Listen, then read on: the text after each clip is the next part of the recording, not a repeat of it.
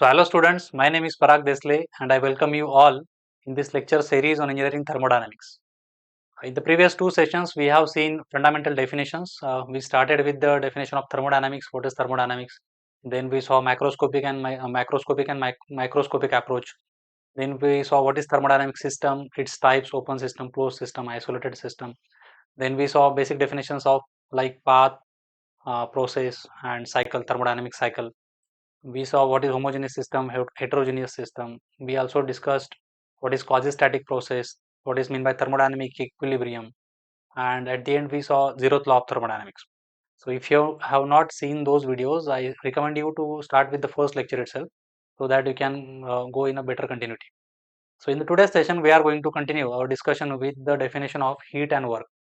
Though this looks very simple, but this is very important, and that is why I want your full attention. तो definition of heat से हम start करेंगे. So what is mean by heat energy. हमें generally उसका feel होता है लेकिन technically थोड़ा हम डिस्क्राइब नहीं कर पाते. Let us start with that. So heat है क्या बेसिकली. तो मैं आपको एक दो एग्जांपल्स देता हूं. आप मुझे बताइए हीट एनर्जी यहाँ पे है या नहीं है और आप किस बेसिस पे वो बता रहे हैं उसके बारे में हमें सोचना है. For example there is a hydraulic turbine. I can draw Kaplan turbine. Let's say this is a Kaplan turbine. these are the blades of Kaplan turbine. It is axial flow turbine, we know that. So water will come from this side, axially water will come and will go axially out, will exit it axially as well. The shaft will rotate. इसके around shaft rotate होगा तो हमें rotary power work यहाँ पे मिलता है, तो इसको हम हाइड्रोलिक टर्बाइन बोलते हैं. अब मेरा सवाल आपसे ये है कि यहाँ पे हीट एनर्जी है या नहीं है. ठीक है, तो इसको हमें आंसर देना है. इसके साथ में एक दूसरा एग्जांपल दे रहा हूँ आपको, जहाँ पे मैं axial flow steam turbine draw करूंगा, जिसमें सिंप्लीफाइड डायग्राम अगर मैं ड्रॉ करता हूँ. So let's say this is a casing of a turbine and there is a rotor system which I will not draw in detail. So this is a rotor of a steam turbine. That is also axial flow. Steam will enter here, axially steam will leave from here and we'll get the rotary power. This is also a turbine. This is also a turbine. Now my question is that whether there is a heat in this here or not, whether there is a heat here or not. Okay, so let us understand. Whenever we need to decide that the given energy is heat energy or not, we must know that where is the boundary. So you should counter question that where is the boundary. यहाँ पे boundary कहाँ है उसके बारे में पहले सोचना पड़ेगा. तो अगर मैं बोलता हूँ कि भाई मेरा बाउंड्री ये है, for example this is my boundary, I am drawing an imaginary boundary and इसके अंदर जो है वो मेरा सिस्टम है, इसके बाहर जो है वो मेरा सराउंडिंग है. तो इसके लिए ये बाउंड्री मैंने डिफाइन किया. इसके लिए जैसे ये येलो लाइन जो है वो एक उसको कंटिन्यू करता हूँ मैं यहाँ पे. तो this is a boundary, this is a boundary for this system. This is the first, you must get the clarity of the boundary. Now you should ask a very important question that whether there is a temperature difference between the system and surrounding. क्या सवाल है भाई, system और surrounding के बीच में temperature difference है क्या. If this is my system and this is my surrounding, इन दोनों के बीच में टेम्परेचर डिफरेंस है क्या, ये सवाल पहले आपको पूछना है. उस सवाल का आंसर अगर हाँ आता है, हाँ इन दोनों के बीच में टेम्परेचर डिफरेंस है, तो वहां पे हीट एनर्जी है. अगर इन दोनों के बीच में टेम्परेचर डिफरेंस नहीं है तो वहां पे हीट एनर्जी नहीं है. For example this is hydraulic turbine जिसमें एक डैम पे माउंट किया हुआ है. तो डैम और एटमॉस्फेयर ऑलमोस्ट सेम टेम्परेचर पे है, तो water, blades, this entire system surrounding all are at same temperature. So there is no possibility of heat exchange here because ये सिस्टम और ये सराउंडिंग दोनों का टेम्परेचर सेम है, तो हीट जाएगा नहीं, एनर्जी हीट के फॉर्म में एक्सचेंज नहीं होगा. वर्क के फॉर्म में एनर्जी एक्सचेंज हो रहा है. यहाँ पे वाटर अपना एनर्जी दे रहा है और शाफ्ट घूम रहा है, तो वर्क हमें मिल रहा है इस सिस्टम में. तो सिस्टम से वर्क हमें मिल रहा है, लेकिन यहाँ पे हीट एक्सचेंज नहीं है. क्यों? क्योंकि यहाँ पे डेल्टा टी नहीं है. Delta T means what, temperature difference between system and surrounding is zero. On the other hand, if I observe this steam turbine, this is my system now. This inside thing is system. This is a steam turbine. तो ये steam turbine के rotor के ऊपर जब steam जाएगा तो steam का temperature बहुत ज्यादा होता है सराउंडिंग से. Let's say in the range of 700-800 degree Celsius is the temperature of the steam and surrounding is at 30 degrees Celsius. So there is a temperature difference between system and surrounding, and that is why there is a heat exchange between these two. That heat will be counted as heat energy. अब यहाँ पे heat energy zero हो ही नहीं सकता, वहां पे heat energy रहेगा ही रहेगा, जिसको हम क्यू से सिंबलाइज करते हैं. उसका नोटेशन जो है वो हम क्यू जनरली देते हैं. डॉट ऊपर दिया है मतलब रेट है. अब यहाँ पे क्या हो रहा है, हीट लूज हो रहा है. जो भी स्टीम का हीट है एटमॉस्फेयर को जाएगा, क्योंकि वहां पे टेम्परेचर डिफरेंस है 700 से 30 में टेम्परेचर डिफरेंस है. तो जहां पे टेम्परेचर डिफरेंस पॉजिटिव है, नॉन जीरो है और पॉजिटिव है, मतलब हीट एनर्जी जाने वाला, वहां पे हीट एनर्जी होने वाला है. So the fundamental formal definition of heat energy is what? Any energy which flows because of temperature difference is called as heat energy. Temperature difference के वजह से फ्लो होने वाले एनर्जी को ही हम हीट एनर्जी बोलेंगे. दूसरे किसी भी एनर्जी को हम हीट एनर्जी नहीं बोल सकते. ये पहली चीज. दूसरी चीज आपने नोटिस किया होगा, जैसे मैंने शुरू में एक कंडीशन डाला कि पहले ही मैंने एक अश्योरेंस लिया कि भाई बाउंड्री मेरा कहाँ पे है, because this is a boundary phenomena. This is a boundary phenomena. क्यों, कैसे, मैं समझाता हूँ. For example, let us draw a system. जैसे एक रूम है. अब इस रूम को मैंने आइसोलेटेड सिस्टम बना दिया, which is not practically possible, but मैंने बनाया. हाइपोथेटिकली एज्यूम करो this room is isolated system, means what, बाहर आ नहीं जाएगा, कुछ भी आ नहीं पाएगा. और रूम का सरफेस जो है, वॉल जो है, उसको ही मैं बाउंड्री बोल रहा हूँ. This is my boundary. उसको मैंने 100% परफेक्टली इंसुलेट किया है. और यहाँ पे मैंने क्या कर दिया, यहाँ पे एक ऑब्जेक्ट रखा जिसका, let say this object is at 500 degree Celsius. And I'm asking you now that whether this has heat energy or not, whether this system has heat energy or not. अब यहाँ पे मैंने पहला कंडीशन क्या किया है भाई, बाउंड्री को इंसुलेट कर दिया है, तो ये सराउंडिंग और सिस्टम में कुछ भी एक्सचेंज नहीं होने वाला है. अब दूसरी चीज आपको दिख रहा होगा कि 500 डिग्री का एक ऑब्जेक्ट वहां पे रखा हुआ है, तो यहाँ पे हीट एनर्जी हो सकती है. But no, the answer is no. Because अब होगा क्या, देखो, यहाँ पे इस सिस्टम के अंदर इस रीजन में टेम्परेचर ज्यादा है. इस रीजन में अगर जाएंगे आप, ये वाले रीजन में, तो इस रीजन में टेम्परेचर क्या है, कम है. लेट से 20 डिग्री है, यहाँ पे 20 डिग्री है. I hope it is visible. तो ये 20 डिग्री टेम्परेचर का रीजन जो है, ये corner of this room, this area of the room has the temperature of 20 degree. This block is at 500 degree Celsius. So there will be energy exchange. यहाँ से एक energy इसके पास जाएगा. अब इसको हम हीट नाम देंगे क्या, ये सवाल है. इसे हम हीट एनर्जी नाम दे सकते हैं क्या? तो आप बोलो, आपका पहला क्वेश्चन है कि भाई मुझे बताओ बाउंड्री कहाँ है, सिस्टम कहाँ है, बाउंड्री कहाँ है. तो मैंने आंसर दिया कि सिस्टम ये वाला है और उसका बाउंड्री यहाँ पे है. तो ये 500 डिग्री सेल्सियस के ऑब्जेक्ट के नजदीक बाउंड्री नहीं है. तो यहाँ से यहाँ पे जाने वाला एनर्जी जो है, उसको हम हीट नहीं बोलेंगे. उसे हम बोलते हैं इंटरनल एनर्जी डिफ्यूजन. क्या बोलेंगे? Internal energy diffusion. क्योंकि हो क्या रहा है अभी, देखो यहाँ पे ठीक से ऑब्जर्व करो. सिस्टम के एक हिस्से से सिस्टम के दूसरे हिस्से में कुछ एनर्जी ट्रांसफर हो रही है. वो बाउंड्री को क्रॉस नहीं कर रही है, उसको उसलिए उसको नाम हम हीट एनर्जी नहीं देंगे. उस ये सिस्टम के अंदर की बात है. अंदर ही अंदर एनर्जी का एक्सचेंज हो रहा है, एनर्जी इधर से उधर जा रही है, तो वो इंटरनल एनर्जी है. अभी तक उसको हीट हम नहीं बोल सकते. अब मैं जैसे ही समझो, अभी इसको 10 घंटा मैंने, लेट से इसको मैंने आधा घंटा रखा, आधा एक घंटा रख दिया, तो क्या हो जाएगा, इस 500 डिग्री सेल्सियस की एनर्जी की वजह से, इंटरनल एनर्जी की वजह से, ये अंदर का हवा जो है गर्म हो जाएगा. कुछ भी, कुछ वैल्यू बढ़ जाएगा इसका. लेट से 50 डिग्री हो गया. Entire system is out. ये ब्लॉक और हवा दोनों अब क्या हो गए, 50 डिग्री पे आ गए. और तब आपने क्या कर दिया, यहाँ का इंसुलेशन निकाल दिया. तब आपने क्या किया, यहाँ का इंसुलेशन निकाल दिया. तो अब क्या होगा, सराउंडिंग आपका 20 डिग्री पे है, आपका सिस्टम, अब पूरा सिस्टम कितने पे है, 50 डिग्री पे है. अब क्या हो जाएगा, 50 से 20 तक ये सिस्टम के बाउंड्री को कुछ एनर्जी क्रॉस करेगा. That is crossing because of temperature difference. Now we can call this energy as heat energy. अब इसको हम हीट एनर्जी बोल सकते हैं. क्यों, अब क्यों बोल सकते हैं? क्योंकि अब वो बाउंड्री को क्रॉस कर रहा है. पहली वर्ड हमने, पहला सेंटेंस हमने अंडरस्टैंड किया. पहली चीज क्या है भाई, कि ये टेम्परेचर डिफरेंस की वजह से फ्लो होना चाहिए. पहला चीज मैंने बताया, डेल्टा टी की वजह से फ्लो होगा, उसे हम हीट एनर्जी बोलेंगे. दूसरी कंडीशन क्या चाहिए, कि वो बाउंड्री फेनोमेना है. This is a boundary phenomena.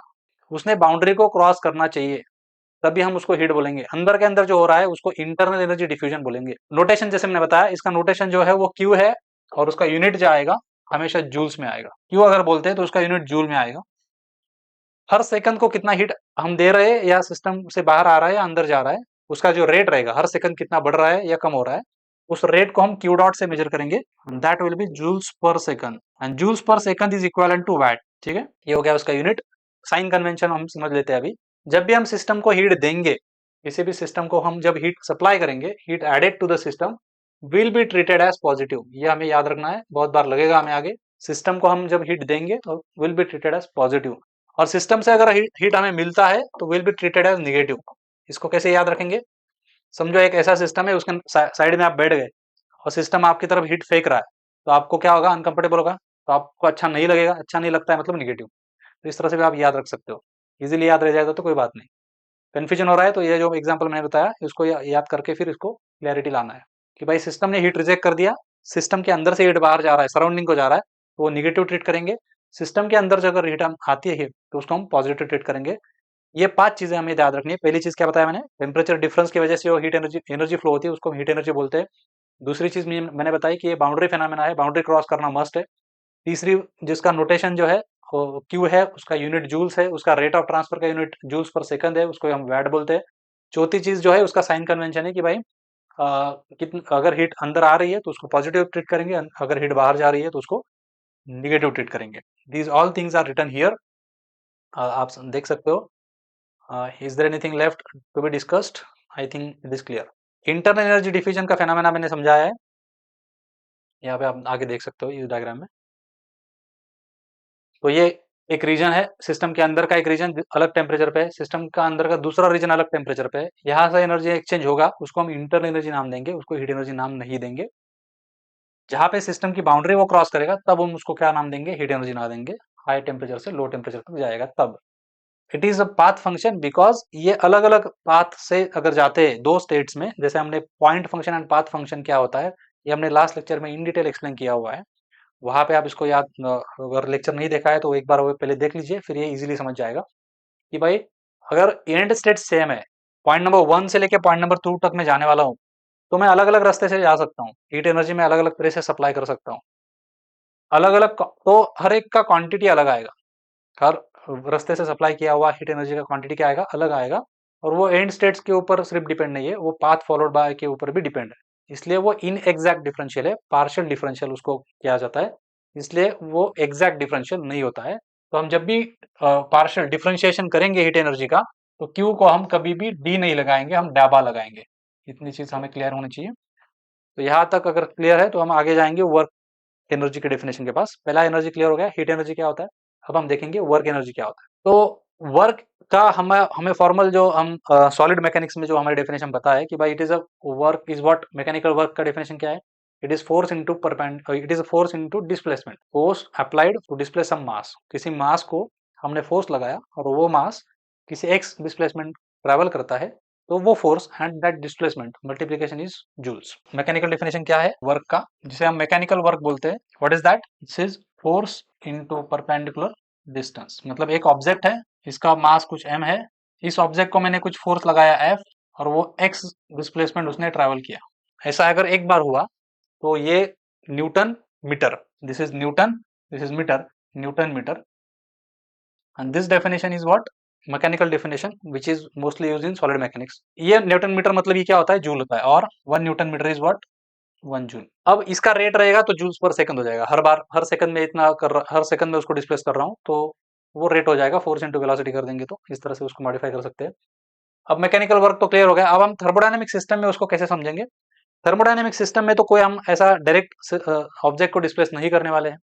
Mostly हमें क्या रहेगा, हमारे सारी सिस्टम्स में मोस्टली क्या रहेगा, हमें रोटरी पावर मोस्टली हम डील करते हैं, जैसे टरबाइन हो गया और कंप्रेसर पंप्स हो गए। टरबाइंस में हमें वर्क मिलता है, मतलब रोटरी पावर हमको मिलती है, और कंप्रेसर पंप्स में या फैंस ब्लोअर्स में हम क्या करते हैं, रोटरी पावर देते हैं। तो मोस्ट केसेस में हमें रोटरी पावर हमारे पास रहेगा, हमें ऑब्जेक्ट को एक जगह से दूसरी जगह डिस्प्लेस नहीं करना है। तो हम हमारा थर्मोडायनेमिक डेफिनेशन में क्या कर लेते हैं कि भाई आपके पास थर्मो वर्क है, ऐसा हम कब बोलेंगे, अगर आपका एंड रिजल्ट, आपके पास जो कुछ भी है उसको यूज करके आप किसी ऑब्जेक्ट को किसी डिस्प्लेसमेंट के डिस्प्लेस कुछ डिस्टेंस डिस्प्लेस कर सकते हो क्या, अगर हाँ तो आपके पास वर्क है। For example as I said this is a steam turbine, अब ये रोटेट हो रहा है, इसमें कहीं ये जा नहीं रहा कहीं पे, अब इसका शाफ्ट क्या कर रहा है, रोटेट हो रहा है। अब इसके पास वर्क है या नहीं है, ऐसा सवाल आपको पूछा, तो आप क्या आंसर दोगे, ये तो कहीं नहीं जा रहा, कहीं डिस्प्लेसमेंट दिख नहीं रहा है, तो वर्क जीरो क्या, नहीं वैसा नहीं। इसका एंड इफेक्ट, इसको कुछ एक्सेसरीज अटैचमेंट्स लगा के आप किसी वेट को डिस्प्लेस कर सकते हो क्या। फॉर एग्जाम्पल यहाँ पे मैंने एक थ्रेड लगा दिया, इस शाफ्ट के ऊपर एक थ्रेड लगा, इस शाफ्ट को एक्सटेंड किया और इसके ऊपर एक थ्रेड लगाया, उस थ्रेड को क्या किया मैंने, एक वेट को टांग दिया। अब क्या करूंगा, अब मैं जैसे ही टरबाइन रोटेट होगा, घूमेगा, ये शाफ्ट घूमेगा, तो ये थ्रेड इस शाफ्ट के ऊपर बाउंड होगा, ये वेट जो है ये कुछ डिस्टेंस ऊपर आएगा। So if you are able to lift some weight by some distance, then it is said that you have done work. हालांकि हमको ये करना नहीं है, ये अटैचमेंट लगाने की जरूरत नहीं है, हम चेक करके देखेंगे कि भाई आपके पंप वर्क कंज्यूम कर रहा है, ऐसा आप बोल रहे हो, तो सच में वहां पे वर्क एनर्जी है क्या, तो उसका शाफ्ट को एक थ्रेड लगाओ, थ्रेड लगा के अगर मैं हमने उसको घुमाया और फिर उसको एक वेट टांग दिया, तो वो वेट उठाएगा क्या, हाँ उठाएगा, यस और no. So there will be a work if there is a possibility of lifting some weight by some distance, then we can say that there is a thermodynamic work. This is the definition of thermodynamic work. ये हो गया definition. उसका unit, उसका जो symbol है हम generally W notation use करेंगे। उसका यूनिट हमने बोला अगर एक अमाउंट ऑफ वर्क है, एक बार हमने काउंट किया अमाउंट है तो उसको डब्ल्यू जूल्स से मेजर करेंगे। उसका अगर रेट रहेगा, rate of work done, that is power actually. With rate of work done is what? Power, that we denote with W dot, that is joules per second, that is watt, or we can say it is watt. So अगर इसका sign convention के बारे में सोचे तो अगर work हम दे रहे हैं तो निगेटिव लेना है। If work is supplied to the system, work supplied is treated negative and work produced और ऑब्टेन्ड इज ट्रीटेड पॉजिटिव। अगर वर्क मुझे मिल रहा है तो मैं पॉजिटिव बोलूंगा, वर्क में अगर दे रहा हूं तो निगेटिव बोलूंगा। कॉमन सेंस है भाई। मेरे को घर में अगर फैन चलाने से लाइट बिल आता है मेरे को, तो मेरे को अच्छा नहीं लगता है, तो फैन क्या है, वर्क कंज्यूम कर रहा है, तो वो निगेटिव ट्रीट करेंगे। अगर टरबाइन मुझे वर्क दे रहा है तो अच्छी बात है, मेरे को वर्क मिल रहा है, तो वो पॉजिटिव ट्रीट करेंगे। ठीक है, हर बार जब भी हमें कोई इक्वेशंस में इसको डालना रहेगा तो सप्लाइड वर्क जो रहेगा हमेशा निगेटिव रहेगा, ऑब्टेन्ड वर्क जो रहेगा हमेशा पॉजिटिव रहेगा।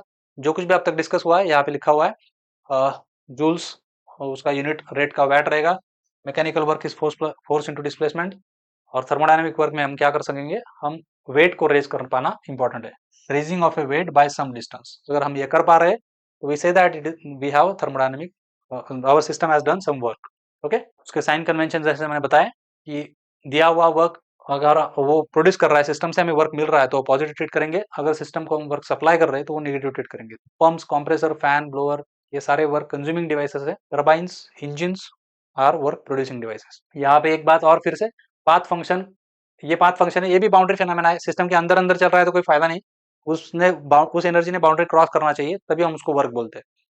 और ये पाथ फंक्शन है, जैसे एग्जांपल लास्ट लेक्चर में मैंने दिया था पॉइंट फंक्शन, पाथ फंक्शन समझाने टाइम पे, कि भाई दो इंजिन्स मैंने कंपेयर किए, एक नया, एक ब्रांड न्यू कार का एक इंजन है, पिस्टन सिलेंडर फ्रेश है, उसमें सब कुछ प्रॉपर है, बेटर टेक्नोलॉजी से बनाया हुआ है, तो उतने ही प्रेशर ड्रॉप के लिए वो जितना वर्क देगा उससे उसको कंपेयर करेंगे एक पुरानी इंजन से जिसमें लुब्रिकेशन नहीं है, उसका पिस्टन करोड़ हो चुका है, सब कुछ खराब है, और उसको हमने चलाया उसी प्रेशर लिमिट्स में, तो वो कम वर्क देगा मुझे। मतलब क्या, expansion initial state and final state दोनों इंजन का सेम ही है, लेकिन एक मॉडर्न इंजन अच्छा वर्क देगा, एक पुराना इंजन कम कम वर्क देगा। मतलब क्या, अलग अलग पाथ फॉलो करने से अलग अलग वर्क मिलता है, तो work is a path function, it is not a point function. इसको अगर समझना है पॉइंट फंक्शन पाथ फंक्शन क्या है, लास्ट लेक्चर में हमने इसको डिटेल में एक्सप्लेन किया हुआ है, वहां पे जाइए। अभी वर्क के बारे में जो कुछ डिस्कस हो चुका है, इसके अभी वर्क जो है उसको हम क्लासिफाई करते हैं दो तरह से, टाइप्स ऑफ वर्क्स हम देखेंगे अभी। तो थर्मोडायनेमिक सिस्टम्स में सिर्फ रोटरी पावर को ही हम वर्क नहीं बोलते हैं, there is another component of work that we call as flow work. So basically we have classified, और there are two types of work done in thermodynamic systems. First is shaft work, जहां भी rotary power है, जैसे piston cylinder displace हो रहा है या turbine घूम रहा है, तो वो एक्चुअली शाफ्ट वर्क है, लेकिन उसके साथ कुछ एनर्जी एक्स्ट्रा हम वर्क के फॉर्म में कंज्यूम कर रहे होते हैं, that is called as flow work. Flow work क्या है, वो ये ब्रैकेट में यहाँ पे लिखा हुआ है, टू मेंटेन द फ्लो, क्योंकि यहाँ पे फ्लो सिस्टम्स है, फ्लूइड आएगा ही, तो फ्लूइड जब किसी टरबाइन को रोटेट कर रहा है तो शॉफ्ट वर्क तो वहां पे मिल रहा है, लेकिन उसके साथ कुछ फ्लो वर्क भी वहां पे खर्च हो रहा है उस फ्लो को मेंटेन करने के लिए। So that flow work has to be counted, उसका मैथमेटिकली हमें एक्सप्रेस करना पड़ेगा, तो हम समझते हैं कैसे करना है। तो अगर शाफ्ट वर्क के बारे में बात करेंगे तो हम पहले उसको समझ लेते हैं, शाफ्ट वर्क क्या है। Let's say this is a cylinder, अब इस सिलेंडर में क्या है, हाई प्रेशर गैस भरा हुआ है, उसके ऊपर एक पिस्टन रखा हुआ है, this piston is a weightless lead only, सिर्फ इसको कवर करेगा अंदर के गैस को, लेकिन ये उड़ जाएगा अगर अंदर का प्रेशर ज्यादा है तो। So let's say this is a P1 V1, pressure is P1, volume is V1। अब अंदर का प्रेशर P1 ज्यादा है तो इसके ऊपर हम क्या करेंगे, कुछ वेट रखेंगे, लेकिन वेट को कैसे रखना है, स्लाइसेस के फॉर्म में रखना है। इसको मैंने समझाया था क्वाजिस्टैटिक प्रोसेस के टाइम पे। इस वेट को मैं क्या कर रहा हूँ, डिस्ट्रीब्यूट कर रहा हूँ नंबर ऑफ स्लाइसेस में, स्मॉल एलिमेंटल वेट्स में। अब ये दोनों इक्विलिब्रियम में है, ठीक है अभी फिलहाल। तो इसको अगर मैं धीरे धीरे उठाता हूँ, इस वेट को क्या करता हूँ, धीरे धीरे उठाता हूँ, तो क्या हो जाएगा, ये ऊपर उठना शुरू करेगा। यस यस और नो, स्लाइसेस को मैंने निकालना शुरू किया तो ये ऊपर उठना शुरू कर देगा, एक्सपांशन होना शुरू हो जाएगा। तो अभी फिलहाल क्या हो रहा है, ये जो ऊपर का फोर्स है वर्क डन, ये जो फोर्स है, ये फोर्स और नीचे का प्रेशर फोर्स, ये दोनों क्या कर रहे हैं, एक दूसरे को बैलेंस कर रहे हैं। मैं क्या करूंगा, अभी इसमें से एक दो स्लाइस इसके निकाल लूंगा, तो क्या हो जाएगा, एक सेकंड सिलेंडर में ड्रॉ करता हूँ जिसमें सेकंड पोजीशन दिखाऊंगा, जिसमें मैंने थोड़ा सा वेट उसका निकाल दिया, तो क्या हो जाएगा, तो ये पिस्टन थोड़ा ऊपर शिफ्ट हो जाएगा। एक्सैगरेटेड फॉर्म में दिखाता हूँ तो पिस्टन यहाँ पे चला गया समझो, एक्चुअली एलिमेंटल डिस्प्लेसमेंट हो चुका है, सो उसको अगर मैं डिनोट करूंगा तो ये एक्चुअली dx डिस्टेंस आगे गया है, सिर्फ एग्जैगरेट करके समझ रहे हैं हम। तो ये dx डिस्प्लेसमेंट ऊपर गया क्योंकि मैंने इलेमेंटल वेट यहाँ से निकाल लिया। तो अब यहाँ पे जो वेट है अब कम हो चुका है। तो कितना डिस्प्लेसमेंट ट्रैवल हुआ, dx डिस्प्लेसमेंट ट्रैवल हुआ, इस वजह से होगा, फोर्स की वजह से होगा। फोर्स क्या आएगा बताओ मुझे यहाँ पे भी। यहाँ पे जो फोर्स एक्ट होगा वो क्या रहेगा, जो सिस्टम का प्रेशर है into area, because we know that the pressure is what, pressure is force upon area, perpendicular area. तो फोर्स क्या आएगा, एरिया इनटू प्रेशर। तो यहाँ पे इस पिस्टन के ऊपर कितना फोर्स लग रहा है नीचे से गैस की तरफ से, गैस का प्रेशर इनटू एरिया, इतना फोर्स क्या हो रहा है उसके ऊपर लग रहा है। एग्री, यस और नो। और ये मैंने क्या लगाया, ये इस फोर्स की वजह से क्या हो रहा है, वो डिस्प्लेस हो रहा है, अभी ऊपर जाएगा। तो कितना वर्क हुआ ऐसे अगर मैंने पूछा तो क्या आएगा, delta W, small elemental work हुआ है, this F into D x, small displacement उसने ट्रैवल किया, ये फोर्स हमने लगाया, उस वजह से स्मॉल डिस्प्लेसमेंट उसने ऊपर ट्रैवल किया। तो ये स्मॉल अमाउंट ऑफ वर्क यहाँ पे हुआ है इनिशियल स्टेट से, अभी हमने जस्ट उसको लिफ्ट किया है, थोड़ा सा लिफ्ट किया है, लेकिन एलिमेंटल फॉर्म में लिफ्ट किया है, इसलिए हमने उसको dx लिखा है। तो एलिमेंटल वर्क सिर्फ हुआ है अभी तक, अभी पूरा वर्क हुआ नहीं है। तो अगर ये f की वैल्यू में प्रूट कर देता हूँ प्रेशर की मदद से, f की वैल्यू प्रेशर के फॉर्म में क्या आएगी, प्रेशर इंटू एरिया। तो ये क्या आ जाएगा, pressure times area into dx। यहाँ तक क्लियर है सबको, pressure times area into dx। अब मैं क्या करता हूँ, इस क्वांटिटी को ऑब्जर्व करेंगे हम, a dx क्या है बताओ मुझे, what is this a dx, a is what, ठीक से ऑब्जर्व करो, A is what, area of this piston, area of this piston. और कितना कितने डिस्टेंस ऊपर गया वो, dx डिस्टेंस ऊपर गया है, यस और नो। तो ये इस रिंग को अगर मैं ऊपर घुमाता हूं तो इतना वॉल्यूम ऊपर चला गया ना वो, तो a इंटू डी एक्स क्या आएगा, वॉल्यूम आएगा, volume travelled by the piston. So a into D x को मैं, एलिमेंटल वॉल्यूम है ना dx है ना वो, तो क्या लिखूंगा मैं यहाँ पे फाइनल, इसको मैं लिख सकता हूँ elemental work is what, PDV, elemental work is what, PDV. Clear है सबको, एरिया इंटू डिस्टेंस। तो अब मुझे ये क्या मिला है मुझे, अगर मैंने स्मॉल अमाउंट ऑफ वर्क किया, मतलब स्मॉल अमाउंट ऑफ फोर्स थोड़ा सा कम किया ऊपर से, तो ये स्मॉल अमाउंट ऑफ डिस्प्लेसमेंट हुआ है, तो small amount of work, elemental work हुआ है। अगर मैं P1 से लेके P2 तक, P1 स्टेट से लेके P2 तक अगर मैं करना चाहता हूँ तो क्या करूंगा मैं, ये जो एलिमेंटल फेनामेना है इसको इंटीग्रेट करूंगा। इंटीग्रेशन का मीनिंग है वही है ना, हम क्या करते हैं, एक स्मॉल एलिमेंट के लिए क्वांटिफाई करते हैं उस चीज को, मैथमेटिकली एक्सप्रेस करते हैं, और उसको फिर इंटीग्रेट करते हैं पूरे सिस्टम के लिए। तो पूरा सिस्टम कहाँ से कहाँ जाएगा, स्टेट 1 से लेके स्टेट 2 तक जाएगा। तो इस पूरे प्रोसेस को अगर मैं इंटीग्रेट करता हूँ तो मुझे W मिलेगा फाइनल, इंटीग्रेशन ऑफ डबा W। तो इसमें अगर मैं पीडीवी पुट कर देता हूँ तो वर्क मुझे मिलेगा, this is actually shaft work, we can call this as shaft work as integration of pdv from state 1 to 2. So this is W shaft, you can say. So whenever we want to find out W shaft, right, we can take this integration as integration of pdv, वहां का pressure into varying volume. तो ये shaft work का formula हमने derive किया। Similar way में हमें अभी क्या करना है, ये हमको यूज करना है आगे, हम ओपन सिस्टम क्लोज सिस्टम के जो वर्क डन निकालेंगे तब मैं बताऊंगा इसको कैसे यूज करते हैं। अब फिलहाल हम इतना यहाँ पे समझ लो, बाद में हम उसको यूज करेंगे। अब हम फ्लो वर्क की तरफ जाएंगे, जैसे मैंने एक्सटर्नल वर्क में एक्सटर्नल शाफ्ट वर्क का जो फॉर्मूला है वो अभी डिराइव करके दिया। सिमिलर वे में हम क्या करेंगे, अभी फ्लो वर्क को डिराइव करेंगे। फ्लो वर्क क्या होता है वो समझेंगे पहले, और फिर उसका मैथमेटिकल एक्सप्रेशन एक्सप्रेस करने की कोशिश करेंगे। यहाँ पे मैंने एक्सप्लेन किया हुआ है, ऑलरेडी लिखा हुआ है, सेम डायग्राम है, जो कुछ मैंने समझाया वही है as it is. You will find this in our notes. आप अगर रनिंग नोट्स निकाल रहे हो तो you can pause the video and you can take note down this, okay. So let us move to the flow work now. Flow work क्या है देखो, अब फ्लो वर्क जैसे मैंने समझाया कि सिस्टम के फ्लो को मेंटेन करने के लिए लगने वाला वर्क, फ्लो को मेंटेन करने के लिए लगने वाला वर्क। तो उसके लिए मैं एक डायग्राम से समझाता हूँ। Let us say there is a pipe flow going on. अब अगर हमें ये पता नहीं है कि फ्लो वर्क क्या होता है तो हम बोलेंगे कि यहाँ का वर्क हो रहा है, लेकिन वर्क हो रहा है, देखो कैसे। अब ये सिस्टम है, एक पाइप फ्लो है जहां से एक फ्लूइड एंटर करेगा, वहां से फ्लूइड बाहर जाएगा। तो यहाँ पे मैं क्या करता हूँ, सेक्शन 1 देता हूँ, late say this is section 1, late say this is exit section, section 2। यहाँ से फ्लूइड बाहर जाएगा, 1 सेक्शन पे फ्लूइड अंदर आएगा। अब यहाँ पे हम एक एलिमेंटल फ्लूइड एलिमेंट लेते हैं, फ्लूइड का एक एलिमेंट लेते हैं यहाँ पे, late say this is a fluid element, ठीक है। अब ये फ्लूइड एलिमेंट अंदर अगर पुश करना है, सिस्टम के अंदर कुछ प्रेशर है, so let say this is a pressure P1। तो यहाँ पे सिस्टम का अंदर का प्रेशर क्या है, P1 है। इस P1 के अगेंस्ट इसको मुझे पुश करना पड़ेगा, अंदर ढकेलना पड़ेगा, उसके लिए मुझे इधर से फोर्स लगेगा। तो कितना फोर्स लगेगा बताओ मुझे, let say this is F1। I need F1 amount of force to push this. F1 को अगर P1 के फॉर्म में लिखेंगे तो P1 into perpendicular area, right. यहाँ पे राइट कर देता हूँ मैं, समझो ये P1 इस तरह से इसके ऊपर यूनिफॉर्म लगेगा, तो ये फोर्स कितना रहेगा यहाँ पे, P1 टाइम्स उस पिस्टन, उस एलिमेंट का, उस पाइप का एरिया। इतना फोर्स इस साइड से लगेगा, इतना फोर्स इस साइड से लगेगा, दोनों। ये मैं यहाँ पे निकाल देता हूँ, तो ये वाला, ठीक है। So now we can say that how much amount of work is required to push this piston by some distance, let's say small distance L, L1 distance को मुझे मूव करवाना है, इतना डिस्टेंस मुझे इसको अंदर पुश करना है, तो कितना वर्क लगेगा। तो पता मुझे वर्क क्या होता है, work required to push at inlet, we call this that as flow work, तो उसको फ्लो वर्क बोलेंगे, flow work required at inlet कितना रहेगा, इसको मुझे कितना वर्क लगेगा, फोर्स इनटू डिस्टेंस, कितना डिस्टेंस है, एल डिस्टेंस मूव करेगा वन लोकेशन पे, इनलेट पे।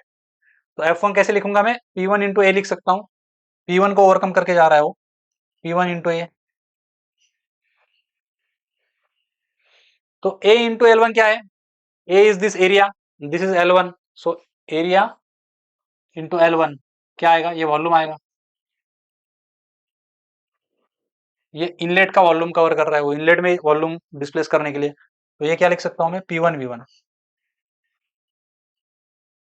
सो work required to push this fluid into the system is P1 V1, this is the amount of work required to maintain the flow at the inlet. Can you tell me similarly what will be at outlet, flow required at outlet, flow work required at outlet? We can write down that as P2 V2, pressure at the outlet and volume at the outlet. अब इसको कैसे use करना है, हम आगे जब हम open system और, जैसे मैंने बताया, क्लोज सिस्टम और ओपन सिस्टम के लिए ये दोनों चीजें एक्सप्लेन करेंगे, तब मैं समझाता हूँ इसको कैसे यूज करते हैं, उसका क्या आउटपुट आता है। तो फिलहाल हम इतना समझते हैं कि जब भी कोई सिस्टम में अगर मुझे फ्लूइड को पुश करना है अंदर, तो P1 V1 वर्क वहां पे लग रहा है, और वहां से सिस्टम को बाहर फ्लूइड को पुश करना है, तो P2 V2 amount of work is required at the exit, and this is a flow work, this is a component of flow work. अब इनको हम जब ओपन सिस्टम और क्लोज सिस्टम को ये कंसेप्ट लगाएंगे तो आपको बेटर क्लियरिटी आएगी। अभी तक मुझे पता है पूरा क्लियरिटी नहीं आया है, that is fine, that is okay, don't worry, आगे हम समझ जाएंगे। सो let us apply this knowledge. पहले ये देख लेते हैं जो मैंने यहाँ पे लिखा है, ये यहाँ पे भी है, P1 V1 at the inlet and flow work at the exit is P2 V2, okay. So now we'll apply this concept for a first of all for a closed system। अभी क्लोज सिस्टम के लिए कैसे करेंगे, तो एक हम piston cylinder arrangement लेंगे जिसमें कंप्रेशन हो रहा है, एक्सपांशन हो रहा है, एज यू विश, कोई भी कुछ भी ले लो, लेट्स से एक्सपांशन हो रहा है। तो ये पिस्टन का इनिशियल पोजीशन जो है वो टॉप डेड सेंटर पे है। अभी यहाँ पे कॉम्प्रेस्ड चार्ज है, फिर कंबशन हम किया हुआ है, फ्यूल का चार्ज जो है यहाँ पे है, high pressure high temperature fuel जिसको हमने कंबशन किया हुआ है, ऐसा चार्ज यहाँ पे अवेलेबल है, प्रेशर ज़्यादा है, टेम्परेचर सब कुछ ज़्यादा है, वॉल्यूम कम है। अब ये अगर इधर मूव होगा तो क्या होगा, एक्सपांशन होगा, वॉल्यूम बढ़ेगा, और प्रेशर क्या होगा, ड्रॉप होगा। इसको हम पीवी डायग्राम पे ड्रॉ करने की कोशिश करते हैं। तो पीवी डायग्राम पे क्या आएगा, देखो यहाँ पे इनिशियली उसका वॉल्यूम क्या है, बहुत कम है, और इसका प्रेशर क्या है, बहुत ज़्यादा है। तो ये लाइन अगर मैं दोनों इंटरसेक्ट करता हूँ तो एक पॉइंट मिलेगा मुझे। अब हमने जस्ट देखा था कि फ्लो वर्क क्या रहता है, P1 V1, लेकिन यहाँ पे क्या है, अभी हमने सिस्टम को क्लोज रखा है तो कोई फ्लो नहीं है, बाहर से कुछ अंदर नहीं आ रहा है, तो इसलिए यहाँ पे ये नॉन फ्लो प्रोसेस है, तो फ्लो वर्क क्या हो गया, जीरो हो गया। अब हमें सिर्फ शाफ्ट वर्क, जिसको हम क्लोज सिस्टम के लिए यूज करेंगे, तो शाफ्ट क्लोज सिस्टम में सिर्फ शाफ्ट वर्क रहेगा, फ्लो वर्क रहेगा ही नहीं, क्योंकि क्यों, ये नॉन नॉन फ्लो प्रोसेस है, this is a work done in a close system. Close system में कोई फ्लो नहीं होता है, मास एक्सचेंज होता ही नहीं है, तो फ्लो कहाँ से होगा, तो फ्लो वर्क जीरो रहेगा। अब हमारे पास फिलहाल P1 इनिशियल स्टेट यहाँ पे आ गई 1। अब क्या होगा, जैसे ही पिस्टन उधर मूव होगा तो क्या होगा, वॉल्यूम ड्रॉप होना शुरू हो जाएगा, सॉरी, वॉल्यूम बढ़ना शुरू हो जाएगा और प्रेशर ड्रॉप होना शुरू हो जाएगा, एक्सपांशन होगा। तो ये लाइन कुछ इस तरह से फॉलो होगा। अब ये अलग तरह कौन से भी रास्ते से जा सकता है, this there can be n number of ways. अब मैंने एक सैंपल कोई भी एक रास्ता पकड़ा और यहाँ से यहाँ तक एक्सपांशन किस तरह से हो रहा है, डिपेंड्स ऑन दैट कितना इफिशिएंटली एक्सपांशन हो रहा है, और फाइनल पोजीशन पिस्टन की यहाँ पे भी, ठीक है। तो ये फाइनल पोजीशन जब यहाँ पे पहुंच गया तो वॉल्यूम बहुत ज्यादा है, तो V2, और प्रेशर बहुत ड्रॉप हो जाएगा, तो let's say this is P2, lower pressure, cylinder में अभी प्रेशर ड्रॉप हो चुका है, तो फाइनल स्टेट क्या आ गया, ये आ गया। We have seen state postulate in the last lecture, किसी भी स्टेट को डिफाइन करने के लिए कम से कम 2 प्रॉपर्टीज मुझे पता होनी चाहिए। तो P2 V2 की मदद से हमने स्टेट नंबर 2 को ड्रॉ किया। अब मैं P1 से P2 तक इस रास्ते से पहुंचूंगा, तो ये मेरा प्रोसेस हो गया। This is expansion process in the cylinder. अभी हमें समझना है इसमें कितना शाफ्ट वर्क आया है। हमने ऑलरेडी डिराइव किया है शाफ्ट वर्क क्या होता है। इसमें अभी क्या है, total work is same as shaft work. Total work is same as shaft work. तो कितना आएगा शाफ्ट वर्क, और शाफ्ट वर्क का डेफिनेशन हमें पता है क्या होता है। It is integration of P dV. हमने अभी अभी डिराइव किया था 1 to 2 integration of P dV. अभी हमें पता नहीं है प्रेशर कांस्टेंट है या प्रेशर वेरी हो रहा है। तो यहाँ पे प्रेशर वेरी हो रहा है तो उसको कांस्टेंट बाहर नहीं ले सकते। अगर कांस्टेंट प्रेशर प्रोसेस है तो प्रेशर बाहर ले सकते हैं। यहाँ पे प्रेशर कांस्टेंट नहीं है, प्रेशर ड्रॉप हो रहा है, तो उसको इंटीग्रेशन साइन के अंदर रखना पड़ेगा। अभी हमें इसको एरिया के फॉर्म में अगर समझना है तो शाफ्ट वर्क या क्लोज सिस्टम के लिए यही वर्क आता है जो हमने शाफ्ट के लिए शाफ्ट वर्क डिराइव किया था। Will be same as for close system. Total work will be same for the close system. तो इसको अगर हम डायग्राम पे समझना चाहेंगे तो कैसे समझेंगे। It is the area under this curve PDV. कैसे, तो ये एरिया जो है इसको हम शाफ्ट वर्क बोलेंगे। उसके लिए अगर नाम देना रहेगा, समझो ए एंड बी नाम देता हूं मैं यहाँ पे। तो क्या रहेगा एरिया, 1 से लेके 2, 2 से लेके बी तक जाएंगे, बी से लेके ए तक आएंगे नीचे एक्स लाइन पे, और ए से लेके फिर से 1 तक जाएंगे। ये जो एरिया हमने काउंट किया that is also then can be expressed like integration of P dV. और एरिया अंडर द कर्व 1 से लेके फिर से 1 तक, वो जो नीचे वाला एरिया जो शेड किया हुआ एरिया है वो हमारा है। यहाँ पे एलिमेंट क्या है, डीवी है, तो एलिमेंट डीवी आएगा देखो यहाँ पे। तो this is your element dV, और उसका प्रेशर, उस लोकल प्रेशर क्या है P. Pressure will vary continuously. And element dV हमने कहा से स्टार्ट किया था, V1 से लेके V2 तक हमने इंटीग्रेट किया उसको। ठीक है, तो इस तरह से हम उसको एक्सप्रेस कर सकते हैं। Total work in the close system which is again same as shaft work. ये सब कुछ यहाँ पे लिखा हुआ है।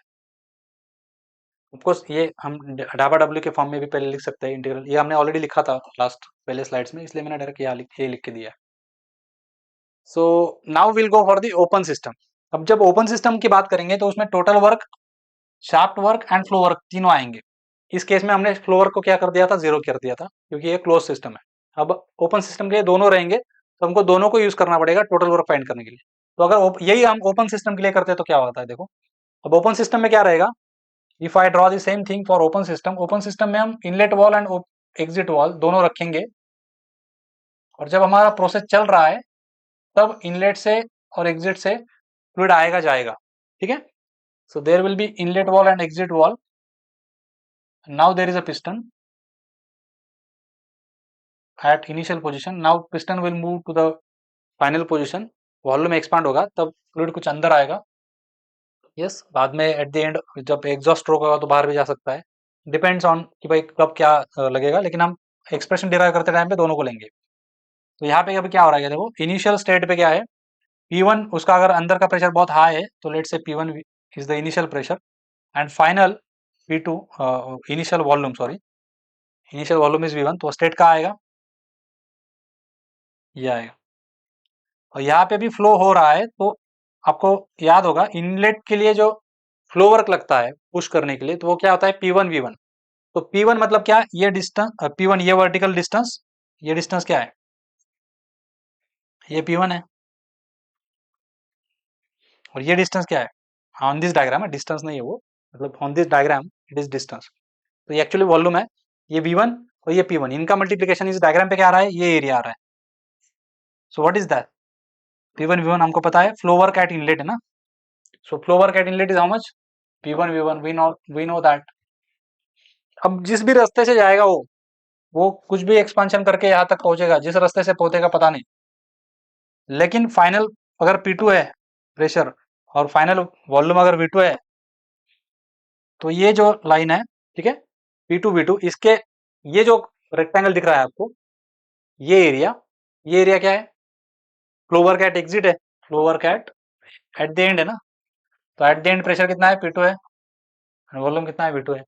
इतना फ्लो वर्क एग्जिट के लिए लगने वाला है, हो रहा है। और अब शाफ्ट वर्क क्या होता है, शाफ्ट वर्क हमें पता है 1 से लेके 2 तक। इस प्रोसेस से, इस पाथ से अगर हम गए तो शाफ्ट वर्क क्या रहेगा, शाफ्ट वर्क क्या आएगा 1 से लेके 2 तक पीडीवी। और ये क्या होता है एरिया अंडर कर्व, तो शाफ्ट वर्क क्या आएगा ये वाला एरिया, ये जो मैंने अभी हाईलाइट किया है ये मेरा शाफ्ट वर्क है। ठीक है, अब हम क्या करेंगे, अब हम टोटल वर्क निकालेंगे। टोटल वर्क निकालने के लिए हमको क्या चाहिए, हमें चाहिए sign convention. There are 3 types of work involve. First is flow work at inlet, flow work at outlet and shaft work. अब मुझे बताओ इसमें जो मिल रहा है मुझे उसे मैं क्या बोलूंगा पॉजिटिव, और जो मैं सप्लाई कर रहा हूं उसको मैं क्या बोलूंगा निगेटिव। तो मैं क्या मिल रहा है मुझे, तो मुझे आउटपुट शाफ्ट वर्क मिल रहा है, तो ये पॉजिटिव आएगा ही आएगा। अब मैंने फ्लूइड को अंदर पुश किया ना, तो उस एनर्जी को अंदर लेके आया, तो मुझे वो मिला है, फ्लो वर्क मिला है मुझे। और ये फ्लूइड को बाहर पुश करने के लिए, सिस्टम के एग्जिट करने के लिए, एग्जिट करवाने के लिए इतना वर्क लगने वाला है इसको बाहर फेंकने के लिए, तो ये गया हुआ एनर्जी है तो माइनस आएगा। P1 V1 प्लस आएगा। पहले का हम ले लेंगे shaft work plus total flow work, दोनों का एडिशन करेंगे, लेकिन एडिशन साइन कन्वेंशन के साथ करेंगे। तो शाफ्ट वर्क क्या आएगा पॉजिटिव, मिला है मुझे, एक्सपांशन हुआ है, so it is PDV plus. अब फ्लो वर्क में क्या है, पहला कंपोनेंट P1 V1 जो मुझे मिल रहा है अंदर आ रहा है फ्लूइड के साथ, तो P1 V1, और P2 V2 एग्जिट के साथ बाहर जा रहा है, उसको पुश बाहर फेंकने के लिए उतना एनर्जी लेके गया वो साथ अपने, तो माइनस P2 V2। अगर आप ये करके देखोगे यहाँ पे ग्राफिकल फॉर्म में, तो आपको क्या मिलेगा देखो, I will rub this now. तो देखो अभी ये पहली क्वांटिटी क्या है, ये जो मैंने एरिया हाईलाइट किया हुआ है, ठीक है। और ये दूसरी क्वांटिटी क्या है P1 V1, ये वाला हैच्ड पोर्शन जो है वो ये वाला एरिया। तो देखो इधर मैं ड्रॉ करता हूँ सेपरेटली, ये P1 V1 है, और ये हमारा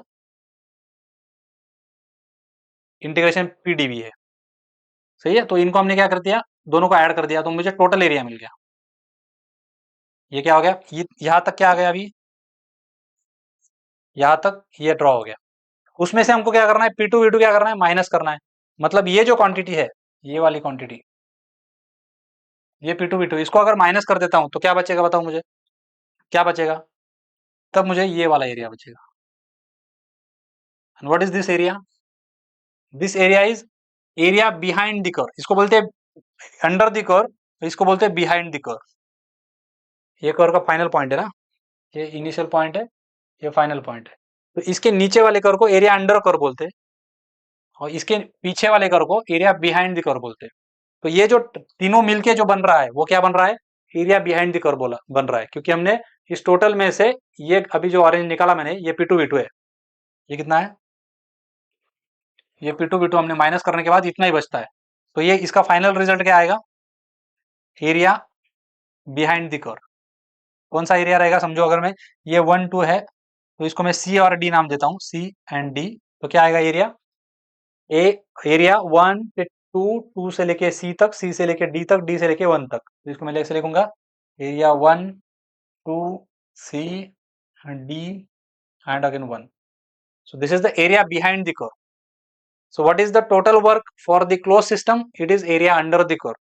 And what is the area total work for the open system? It is area behind the curve. अब इसको अगर हम एलिमेंटल फॉर्म में लिखना है मुझे, एरिया बिहाइंड द कर्व, तो क्या करूंगा मैं, मेरी एलिमेंट में वहां पे डालूंगा। तो ये मेरा एलिमेंट रहेगा डीपी डिस्टेंस पे, डीपी थिकनेस का एलिमेंट मैंने यहाँ पे डाल दिया, और वहां उस टाइम का वॉल्यूम क्या रहेगा, वी रहेगा। तो इसको ही अगर मैं इंटीग्रेशन के फॉर्म में लिखना चाहूंगा तो कैसे लिखूंगा मैं, from 1 to 2 v is variable and dp is differential, v dp। और इसमें dp क्या हो रहा है देखो, 1 से लेकर 2 तक जा रहा हूं मैं, तो फाइनल माइनस इनिशियल होता है हमेशा, d मतलब क्या, फाइनल माइनस इनिशियल। तो फाइनल प्रेशर कम है, इनिशियल प्रेशर ज्यादा है, ऊपर का प्रेशर ज्यादा है, नीचे का प्रेशर कम है, तो dp हमेशा निगेटिव आएगा। So this is minus dp, so this will be always minus vdp. So that is why area for the total work for the flow systems after derivation we got the expression as minus vdp. Final page पे summarise कर देता हूं, एक देखो, जब भी close system रहेगा तो टोटल वर्क क्या आएगा, that will B shaft work. And shaft work क्या होता है, integration of PDV. And what is integration of PDV, it is area under the curve. MCQs में इस तरह से पूछ सकते हो कि इसमें दिए हुए ऑप्शंस में से क्लोज सिस्टम के लिए कौन सा एप्लीकेबल है।